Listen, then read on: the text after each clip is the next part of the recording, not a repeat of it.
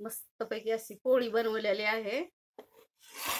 तर आज विजयादशमीच्या निमित्ताने ना आपण पोळ्या बनवून घेतलेल्या आहेत। छानपैकी अशी पोळी भाजून घ्यायची तूप लावून मस्तपैकी। काही जण ना दुधात खाण्याऐवजी तुपातच पोळ्या खातात, म्हणजे खूप छान अशी लागते पोळी तुपात पण। मस्तपैकी अशी तूप लावून आपण पोळी भाजलेली आहे।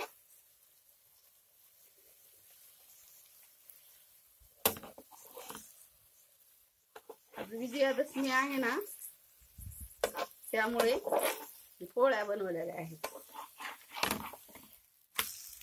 छानपैकी अशी पोळी फुगून पण यायली। तुम्ही काय काय बनवला तुमच्या घरी सांगा मग कमेंट करून। आणि तुम्हाला जर हे व्हिडिओ आपला आवडत असेल लाईक शेअर कमेंट करा। खूप छान अशी मस्त पुरणपोळी झालेली आहे।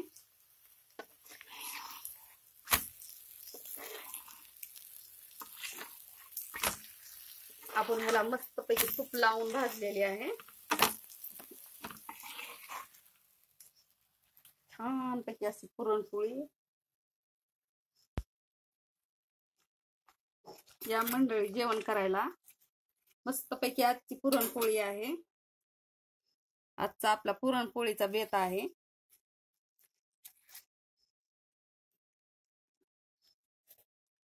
छान अशा 2 पोळ्या बनवून घेतलेल्या आहेत आपण। खाली भात भजे आमटी पूर्ण आहे। अशी भजी पण आहे, भात आमटी तूप आणि पुरणपोळी। त्या मग मस्तपैकी जेवण करायला तूप टाकून अशी पुरणपोळी खायची। आणि तूप पोळीला पण लावलेला आहे तूप। या मग छानपैकी असा बेत आजचा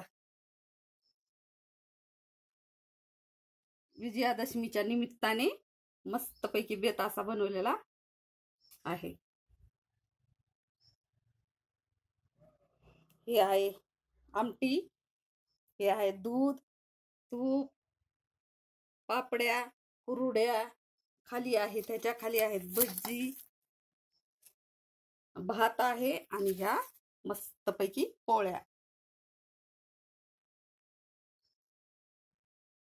धन्यवाद।